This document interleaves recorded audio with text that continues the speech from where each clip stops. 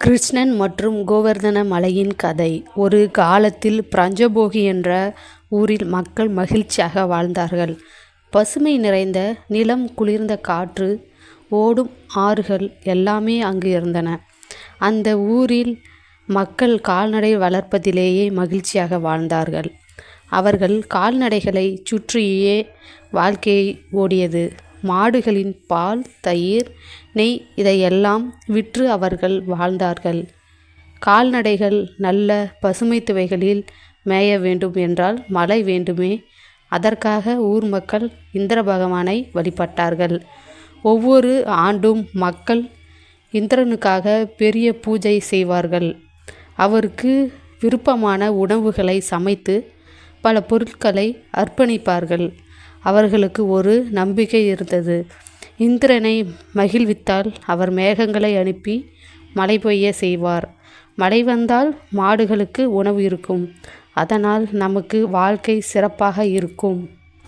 அவ்வளவு ஆண்டுகளாக வழக்கமாக இப்படி நடந்து கொண்டே வந்தது. ஆனால் இந்த வருடம் ஒரு மாற்றம் நிகழ்ந்தது. கிருஷ்ணன் இன்னும் சிறிய பிள்ளைதான். ஆனால் அவருடைய அறிவு பெரியவர்களைப் போல் இருந்தது. எல்லாருக்கும் அவன் மிகவும் பிடித்தவனாக இருந்தான். அன்று கிருஷ்ணன் தந்தை நந்தகோபரிடம் வந்தார். பூஜைக்கான ஏற்பாடுகளை பார்த்து கொண்டிருந்த அவரிடம் கிருஷ்ணன் ஒரு கேள்வி கேட்டார். கிருஷ்ணன், அப்பா, இந்த பூஜை எதற்காக என்றார். நந்தகோபர் சிரித்தார். இந்திர பகவானை மகிழ்விக்க மகனே. அவர்தான் மேகங்களை அனுப்புவார். அதனால் மழை பெய்யும். அதை கேட்ட கிருஷ்ணன் மீண்டும் கேட்டார், அப்பா, மழையை தருகிறவன் இந்திரனா அல்ல இந்த நிலமா? நந்தகோபர் சற்று யோசித்தார். இந்திரனே மகனே என்றார். அவர் தான் மேகங்களை அனுப்புகிறார். கிருஷ்ணன் தலையை ஆட்டினார். ஆனால் அப்பா, மழை வர வேண்டும் என்றால் நிலம் வேண்டும். நிலத்தில் மலைகள், ஆறுகள், மரங்கள், பசுமையான அனைத்தும் இருந்தால்தானே மழை அவசியமாக என்றார் கிருஷ்ணன். கிருஷ்ணன் தனது கையில் ஒரு சிறிய கல்லை எடுத்து காட்டினார்.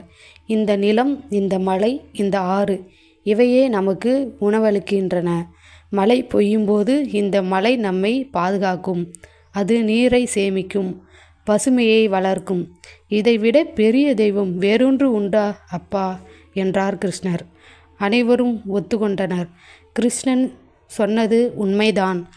ஆனால் அவர்கள் ஒரு பெரிய முடிவெடுத்தனர். இந்த ஆண்டை முதல் இந்திரனுக்கு பதிலாக கோவர்தன மலையை வழிபடலாம் என்றனர்.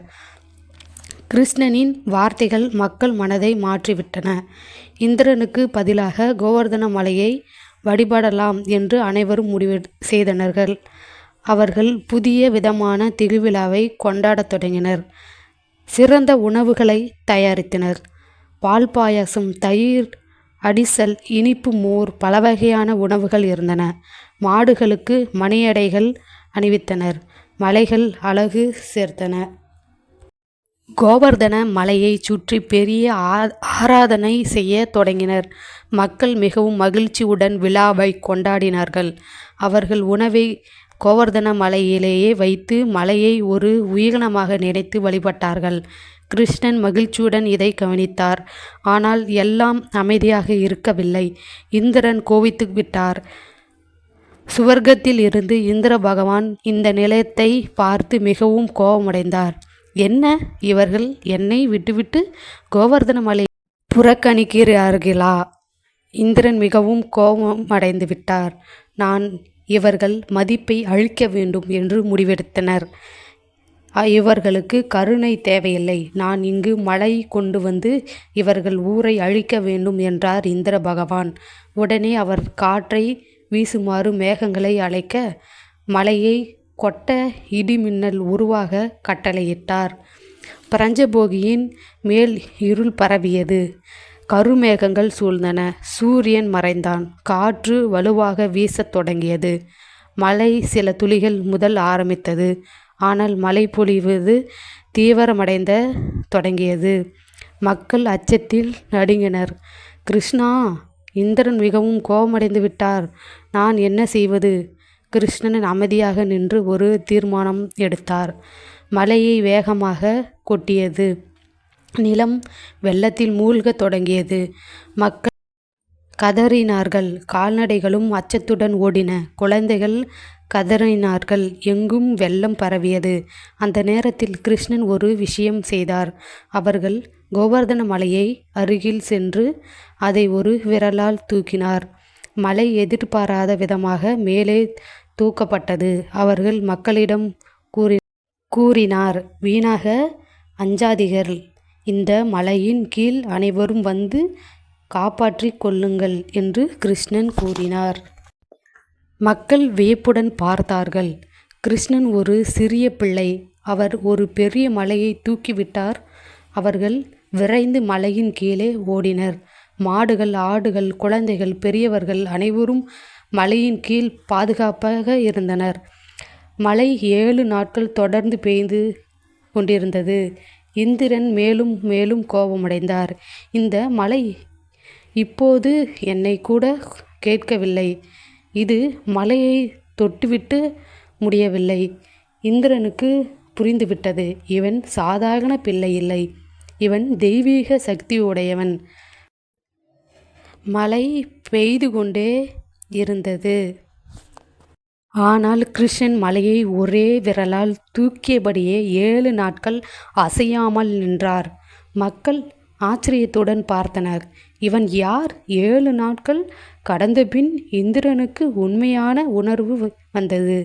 நான் பெரிய தவறு செய்துவிட்டேன். 7 நாட்கள் கழித்து இந்திரன் சொர்க்கத்தில் இருந்து கீழே இறங்கினார். அவர் கிருஷ்ணனை நேரில் வந்து பார்த்தார். கிருஷ்ணா, நீ சிறியவனாக இருந்தாலும் உன்னிடம் பெரிய சக்தி இருக்கிறது. நீயே பரம்பொருள். நான் என் அகத்தியால் மயங்கிவிட்டேன். எனக்கு தப்பு புரிந்துவிட்டது. இந்திரன் கிருஷ்ணனிடம் மன்னிப்பு கேட்டார். கிருஷ்ணனை அவரை மன்னித்தார். இந்திர பகவானே, பாதுகாக்க வேண்டும், கோபத்தில் கொல்லக்கூடாது என்று சொன்னார். இந்திரன் தலையை அசைத்து பூமிக்கு ஆசி வழங்கி சென்றார். மழை நின்றது. வெயில் மீண்டும் பிரஞ்சபோகியை ஒளிர்த்தது. மக்கள் திரும்பு போய் கிருஷ்ணரை மகிழ்ச்சியுடன் வாழ்த்தினார்கள். நீ எங்கள் கோவிந்தா, எங்கள் காப்பாளர், எங்கள் கிருஷ்ணமூர்த்தி. அன்றிலிருந்து கிருஷ்ணர் கோவிந்தன் என அழைக்கப்பட்டார். அதே நேரத்தில் இந்திரன் கிருஷ்ணனின் கருணை பெற்றார். ஆனால் கோவர்தன மலை இன்னும் புகழுடன் பவனி செய்து வந்தது. மக்கள் இனி யாருக்கும் பயப்படவில்லை. நமக்கு கிருஷ்ணன் இருக்கிறார் என்று வாழ்ந்தார்கள். இன்று கூட கோவர்தன மலையின் திருவிழா மிகவும் பிரபலமாக ஒன்றாக கொண்டாடப்படுகிறது. இது கிருஷ்ணனின் பக்தியும் கருணையும் சக்தியும் காட்டும் பெரிய நிகழ்வு.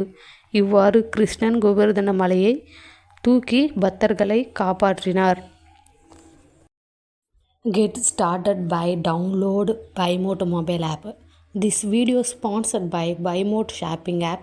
BuyMode e-shopping application is one of the online shopping app new available on Play Store and App Store. BuyMode e-shopping link in description. Check it now. Product review.